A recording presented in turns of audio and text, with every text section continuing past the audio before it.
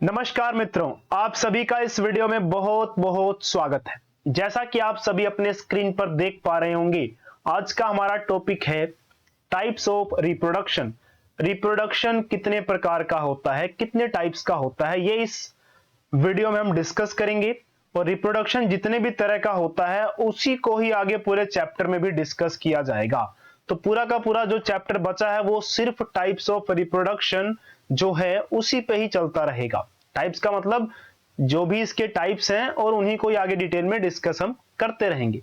तो चलिए देखते हैं टाइप्स ऑफ रिप्रोडक्शन कितने हैं। तो रिप्रोडक्शन जो है दो टाइप्स का होता है। दो टाइप्स का कौन कौन सा? एक तो सेक्सुअल और दूसरा एसेक्सुअल। या पहले नंबर पे जैसे कि आपको स्क्रीन पे दिख रहा है कि पहला एसेक्सुअल है तो एसेक्सुअल फिर सेक्सुअल, जैसे मर्जी लगा लीजिए, लेकिन पहले हम एसेक्सुअल रिप्रोडक्शन को ही डिस्कस करेंगे। तो पहले हम बात करेंगे एसेक्सुअल रिप्रोडक्शन की। अब हम पहले एसेक्सुअल रिप्रोडक्शन की बात ही क्यों करेंगे? क्योंकि स्टार्टिंग में जब ऑर्गेनिजम्स बने थे तो उनमें एसेक्सुअल रिप्रोडक्शन ज्यादा कॉमन था एज कंपेयर टू सेक्सुअल। बाद में सेक्सुअल रिप्रोडक्शन भी ऑर्गेनिजम्स में होने लगा, इसीलिए हम बाद में इसको भी पढ़ेंगे। तो पहले हम बात करते हैं एसेक्सुअल रिप्रोडक्शन क्या होता है। तो एसेक्सुअल रिप्रोडक्शन की डेफिनेशन, इसकी सारी कथा लिखने पढ़ने से पहले आपको मैं समझा देता हूं ये होता क्या है। एसेक्सुअल रिप्रोडक्शन में सिंगल पेरेंट होगा। सिंगल पेरेंट का मतलब क्या हुआ? सिंगल वर्ड आप समझते होंगे। सिंगल का मतलब क्या होता है? सिंगल यानी कि जो अकेला, यानी कि जो भी महिला या पुरुष है वो अकेला है। जैसे कि आप अपनी कॉमन लाइफ में भी सिंगल वर्ड यूज करते हैं कि मैं सिंगल हूं, वो सिंगल है या वो सिंगल थी, है, जैसे भी है। तो सिंगल का मतलब वही है जो आप समझ रहे हैं। तो सिंगल का मतलब अकेला। अब इसको पेरेंट क्यों कहा जा रहा है? जो यार सिंगल है तो वो पेरेंट कैसे हो सकता है? क्योंकि जो सिंगल है वो शादी करेगा तब जाके डबल होगा, तब जाके पेरेंट्स बनेगा ना, तब जाके वो पेरेंट बनेगा। लेकिन इसमें आप देख रहे होंगे कि सिंगल भी है यार, पेरेंट भी है, ये कैसे है?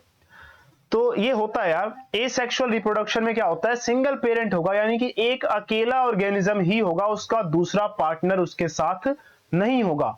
वो अकेला सिंगल पेरेंट ही क्या करेगा, आगे जाके ऑफस्प्रिंग्स को बना सकता है। ठीक है, तो इसी तरह की रिप्रोडक्शन को बोला जाता है, ये दो बना दिए मैंने ऑफस्प्रिंग, तो इसी तरह की रिप्रोडक्शन को बोला जाता है एसेक्सुअल रिप्रोडक्शन। तो है ना कमाल की बात कि इसमें एक अकेले ने ही अपना पूरा का पूरा खानदान बना लेना है, दूसरे की जरूरत ही नहीं है। तो इस सिंगल पेरेंट को आप चाहे पिताजी कह लीजिए चाहे माताजी कह लीजिए, इन्होंने अकेले नहीं अपना पूरा खानदान बना लिया, दूसरे की जरूरत नहीं है।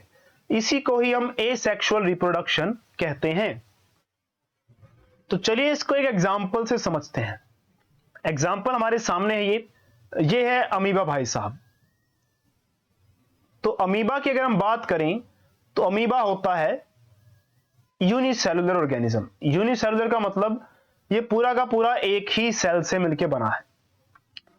तो इसको हम सिंगल पेरेंट कहेंगे इस समय। सिंगल पेरेंट क्यों कहेंगे? क्योंकि ये सिंगल है यार, इसकी शादी नहीं हुई है तो ये सिंगल हुआ। और पेरेंट क्यों कहेंगे इसको?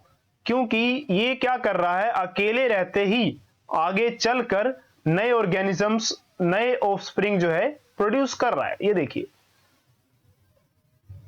तो ये इसने क्या किया, आगे चलकर हमने देखा कि ये इसका एक ये रहा बेटा हो गया। अरे बेटा क्यों, बेटी हो गई यार, जरूरी थोड़ी कि बेटा ही चाहिए इसको। तो ये एक और बेटी हो गई। तो इसने अब क्या किया, ये सिंगल पेरेंट था, आगे जाकर इसने जो है ऑफस्प्रिंग्स बनाए।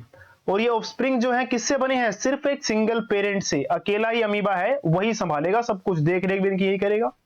वैसे देख रेख की जरूरत नहीं होती इनको, मजाक कर रहा था मैं।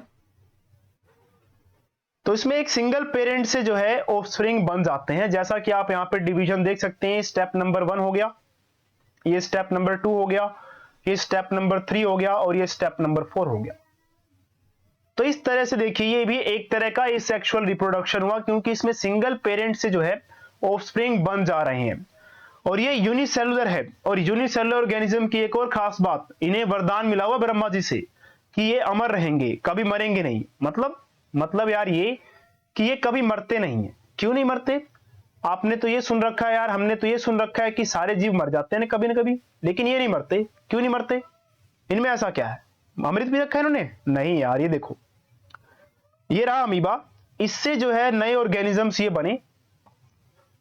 तो आप ये सोचिए जो पुराने वाला अमीबा है वो गया कहां, इससे तो ये नए दो बन गए, पुराना वाला कहां गया? अरे पुराना वाला इसी में तो बन गया ना, यानी कि पुराना वाला फिर से बच्चा बन गया।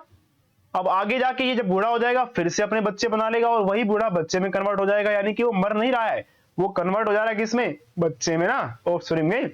तो इस तरह से आप समझ गए होंगे कि यूनिसेलुलर ऑर्गेनिजम्स कभी भी मरते नहीं हैं। तो अब इतनी सारी कथा सुनने के बाद अब हम मेन मुद्दे पे आते हैं कि इसको एग्जाम में कैसे लिखना है। अगर एग्जाम में पूछा जाए हमसे कि भाई बताओ सेक्सुअल रिप्रोडक्शन क्या होता है, तो कैसे लिखेंगे हम? क्या मुंह देखते रहेंगे एक दूसरे का? नहीं यार, लिखेंगे ना हम। ये देखिए, इसको लिखना कैसे है, इसको लिखने की ये डेफिनेशन है सिंपल सी, और ये सिंपल सी डेफिनेशन आपको याद हो चुकी है। कैसे? क्योंकि देखिए इस डेफिनेशन को जरा फोकस कीजिए, इसमें क्या लिखा हुआ है। इसमें लिखा हुआ है it is a type of reproduction, ये एक रिप्रोडक्शन का टाइप है, ठीक है, in which new offsprings are produced, जिसमें नए ऑफस्प्रिंग बनते हैं। कहां से बनते हैं? सिंगल पेरेंट से। तो सिंगल पेरेंट से नए ऑफस्प्रिंग बनते हैं, उसी को क्या बोला जाता है? एसेक्सुअल रिप्रोडक्शन बोला जाता है। तो आई होप आपको अब ये डेफिनेशन याद करने में कोई मुश्किल नहीं हो। लेकिन कई बार क्या होता है कि एसेक्सुअल रिप्रोडक्शन के बारे में और कुछ भी पूछ लिया जाता है, इसलिए हम किसी चीज को छोड़ेंगे नहीं, सब कुछ पढ़ के जाएंगे। तो इसके कुछ और पॉइंट्स हमें ध्यान में रखने हैं, और पॉइंट्स क्या है देखिए। और पॉइंट्स में जैसे कि आपको ये दिख रहा होगा कि it does not involve fusion of gametes, इसमें फ्यूजन नहीं होता। अब फ्यूजन क्या चीज है? फ्यूजन का मतलब मिलना। तो सीधी सी बात आपको पता है, इसमें सिंगल पेरेंट से ही नया ऑफस्प्रिंग बन जा रहा है, तो मिलने की क्या जरूरत है ना। तो इसीलिए जो है इसमें मिलना मिलाना ये सब कैंसिल है, होता ही नहीं है। तो फ्यूजन नहीं होता इसमें, यानी कि फ्यूजन का मतलब क्या होता है? मिलना। तो इसमें मिलने का काम नहीं होगा। किसके मिलने का काम नहीं होगा? गैमीट्स। अब गैमीट्स क्या है यार? गैमीट्स देखिए क्या होता है, जिन लोगों को मिलना होता है ना, मिलने का मतलब जहां पे दो पार्टनर की जरूरत होती है, जहां रिप्रोडक्शन करने के लिए दो पार्टनर्स चाहिए, उन पार्टनर्स में गैमीट्स बनते हैं। गैमीट्स क्या है? एक तरह के सेल्स हैं। वो सेल्स क्यों बनते हैं? ताकि वो मिलकर रिप्रोडक्शन कर सके। तो यहां तो भाई इनको मिलना ही नहीं है, इसलिए इनमें फ्यूजन ऑफ गैमीट्स देखने को नहीं मिलेगा। Chances of variations in offspring is very less. तो थर्ड पॉइंट ये कहता है कि जो इसमें वेरिएशंस के चांसेस हैं वो बहुत ही कम है, ना कि बराबर है। तो इसमें वेरिएशंस देखने को नहीं मिलेंगी। वेरिएशंस आपको पता ही है, डिफरेंसेस क्यों नहीं मिलेंगी यार? अमीबा भाई साहब का एग्जांपल ही ले लीजिए, उन्हीं ने ही अपना पूरा खानदान तैयार किया है, तो क्या दूसरा कोई जीव आया था उसके साथ मिलने? नहीं ना। तो अगर दो लोग होते, एक मेल और एक फीमेल, दो लोग मिलते तो उनसे जो नया जीव बनता, तो कुछ गुण होते मेल के और कुछ होते फीमेल के, तो माना जाता कि हाँ भाई कुछ नया बन रहा है। लेकिन इसमें तो सिर्फ सिंगल पेरेंट से ही सारा काम हो रहा है, इसलिए इसमें वेरिएशंस के चांसेस बहुत कम होते हैं। तो ये था हमारा एसेक्सुअल रिप्रोडक्शन। अब हम बात करेंगे सेकेंड टाइप के रिप्रोडक्शन की, यानी कि सेक्सुअल रिप्रोडक्शन। अब तो आप समझ ही गए होंगे सेक्सुअल रिप्रोडक्शन क्या होगा। एसेक्सुअल का जस्ट ऑपोजिट। ऑपोजिट का मतलब क्या हुआ? इसमें जो है ना सिंगल पेरेंट से काम चलने वाला नहीं है, इसमें कम से कम दो जीव, दो ऑर्गेनिजम्स, दो पेरेंट तो चाहिए ही चाहिए। तो it is a type of reproduction. चलिए इसको थोड़ा जूम कर लेते हैं ताकि आपको समझ में आए सही से। तो सेक्सुअल रिप्रोडक्शन क्या है? ये भी एक तरह का रिप्रोडक्शन है।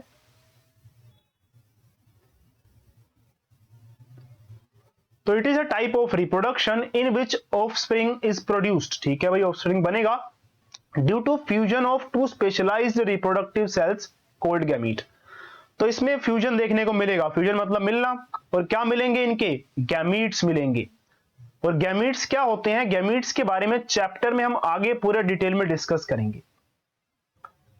तो गैमीट्स को जानने के लिए देखते रहिएगा इस वीडियोस के आगे आने वाले एपिसोड्स।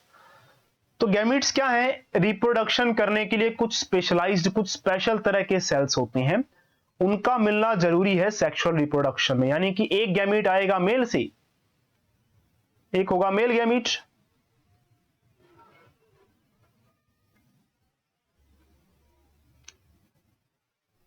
और दूसरा होगा फीमेल गैमीट। और इन दो गैमीट्स का क्या होगा, फ्यूजन होगा, मिलाप होगा। तो ये हो गया हमारा मेल गैमीट, हमारा नहीं यार, जिसका भी मेल गैमीट है तो उनका क्या हो जाएगा, फ्यूजन, और उससे जो है ऑफस्प्रिंग बनेगा। तो समझ गए होंगे आप दोनों में अंतर क्या है।